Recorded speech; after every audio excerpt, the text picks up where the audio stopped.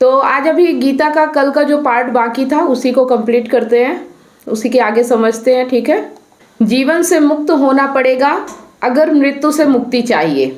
ठीक है। तो ये तो गलत हो गया, जब कुछ छूटेगा तो जोड़ों में छूटेगा, पजामे की तरह प्रकृति। ये नहीं कह सकते एक टांग निकाल ली अब समझ में आ रहा है दुख क्यों नहीं छूटता। दुख क्यों नहीं छूटता? क्योंकि सुख की चाहत रहती है। ठीक है। दुख क्यों नहीं छूटता हमारा? क्योंकि हमें सुख की चाहत रहती। तो अगर हमें दुख से मुक्ति चाहिए तो हमें सुख से भी मुक्त होना पड़ेगा। फिर ऐसा नहीं है कि सुख सुख हमें मिल जाए और दुख दुख किसी और को मिले। अगर हम सुख की कामना रखेंगे तो दुख भी हमें ही झेलना पड़ेगा।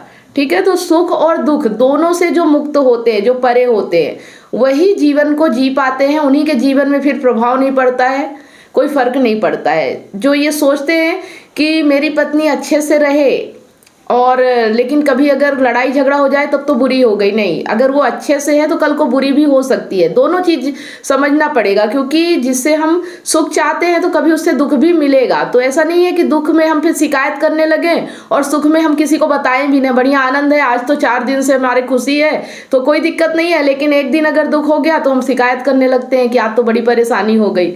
तो दुख और सुख दोनों को बराबर लेके चले। ठीक है। दुख और सुख एक समान देखें। तो और सब मरते ही क्यों जाते हैं? क्योंकि जीने से बाज नहीं आते। जो जीने पर विराम लगा देगा अब वो कभी नहीं मरेगा। और कौन से जीने की बात हो रही है? कामना से प्रेरित जीवन।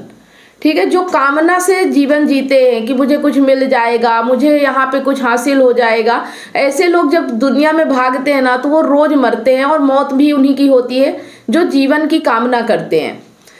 तो जीवन को एक तरह से ज्ञान के साथ, सत्य के साथ अगर आप जियोगे ना तो फिर आपको किसी चीज से भय नहीं होता, डर नहीं होता।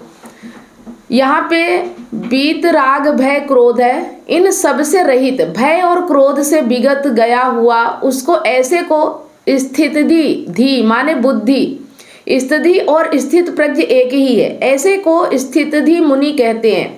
मुनि रुच्यते, मुनि की परिभाषा भी मिल गई। अब बताइएगा मुनि और ऋषि और विद्वान और मुक्त पुरुष और जीवन मुक्त, इनमें क्या अंतर है? सब एक है। 5 सत्य एक है, मुनि और ऋषि में अंतर नहीं है। और अगर अंतर है तो बात किसी निचले तल पर चल रही है। बहुत अभी समझ में आ रही है बात? अगर दुनिया में अंतर है कि ऋषि अलग है, विद्वान अलग है, मुक्त पुरुष अलग है, जीवन मुक्त अलग है, तो अगर ये सब बातें चल रही इसका मतलब अभी चीजें समझ में नहीं आ रही हैं। सब चीजें एक होना चाहिए। ठीक है। सब एक ही है, कोई अलग नहीं होता है। सब तरीके अलग अलग है लेकिन